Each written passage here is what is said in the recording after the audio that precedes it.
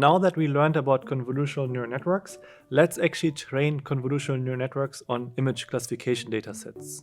However, in this video we are going to start with a simple multilayer perceptron for comparison purposes, and then in the next video we will swap out this multilayer perceptron with a convolutional network. So let's get going. Yeah, as usual, we are going to start by importing Watermark just to make sure we are using the recent versions of Torch and Lightning, and also to make sure that we are in the right Conda environment. And next, we have a bunch of imports here, and this is all familiar to you, I hope, from Unit 5 and 6. Maybe the only new thing here is the MNIST data module, where MNIST is the dataset we are going to use here. And we are importing this from a shared utilities file, a local file here, where I already wrote the code for the Lightning data module for the MNIST dataset.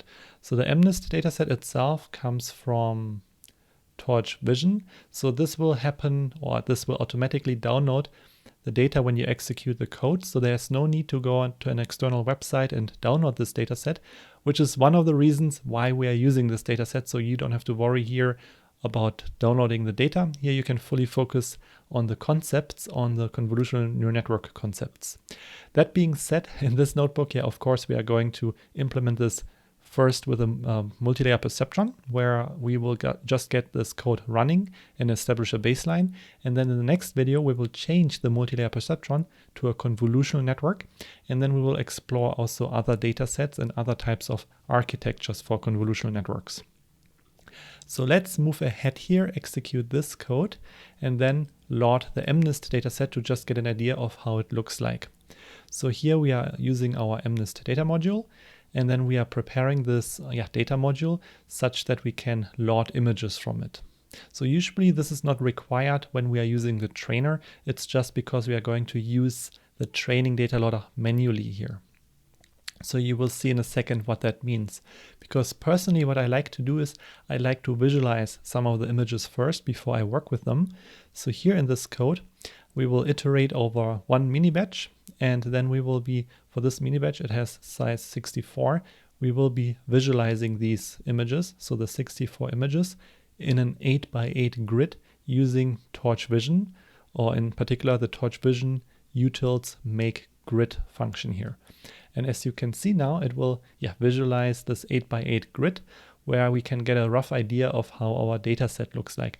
And I like to do that so that I get a better feeling for first whether everything is set up correctly, whether the data loads correctly, but also how my data set looks like, which is especially, of course, useful when we are working with image data. So this is specific, in fact, to image data. So and what we can see here is that no two images look alike. So this is, let's say, not a super challenging, but also not a super easy task for a neural network. So then let's implement our multilayer perceptron. So here we are going to just use concepts we already covered in Unit 6. So we have a multilayer perceptron with two hidden layers, and we are going to use batch norm for the hidden layers. So here and here. So there's nothing new here really.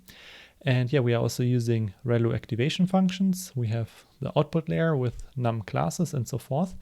And this is essentially it.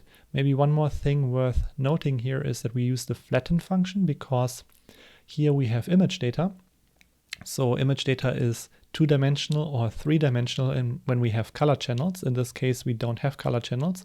However, multilayer perceptrons expect a feature vector. So we have to flatten these images into a vector as we discussed in the lecture. So we are using here the flatten function starting at the first, or let's say here one means the second dimension because Python is based on zero indexing. So this means we preserve the very first dimension, which is the batch dimension, and we flatten everything after the batch dimension to make that a flat vector here for the multilayer perceptron. Notice this is really specific to the multilayer perceptron. When we are working with convolutional networks, they can naturally work with images, so we don't need this flatten. This is only for multilayer perceptrons. So the next we are going to implement our trainer. So the trainer is training a lightning model. So we also have to use the Lightning model here to wrap the PyTorch model. And this is again based on code we already covered in Unit 5 and Unit 6. So this is just the generic Lightning model that we implemented earlier. The beauty of Lightning models is really that we can reuse them across different projects. So here it's still a classification project, so all the setup should be identical. There's no need to change any code here. So this should be basically the same Lightning model that we used in Unit 5 and Unit 6. So yeah, Lightning model, we can just use that to wrap our PyTorch model.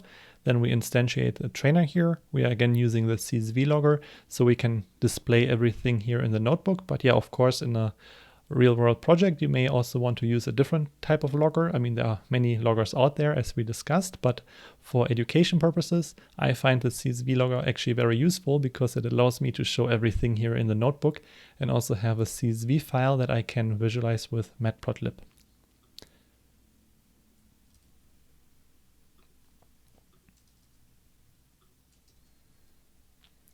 So yeah, then let's fit our model using trainer.fit. So everything up to this point should be familiar to you.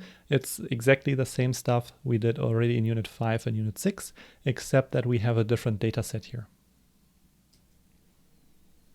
So this will train for 10 epochs, so it might take a few minutes.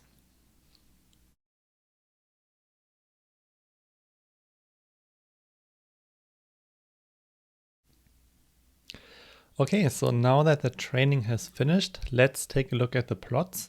So we are going to use the plot loss accuracy function, which I implemented down here in the shared utilities file. It's essentially code based on Unit 6 and 5, where we used pandas to load the metrics file here and then visualize it via using matplotlib. So let's take a look. So we can see the loss goes down, which is nice, the training loss. It doesn't actually maybe need 10 epochs. It already converges after, let's say, the second or third epoch. So which is nice. And the accuracy, the validation accuracy looks pretty good. So it starts overfitting towards the end, but overall it looks pretty good to me. And then lastly, let's take a look at the test accuracy. So let's do the trainer.test method here to see what the test accuracy looks like. As we can see, we get 97.9% accuracy here, which is almost 98%, which is pretty good actually. So in this video, we trained a multi-layer perceptron, which we are already familiar with from the previous units, on the MNIST dataset. In the next video, we are going to swap out this multi-layer perceptron with a convolutional network.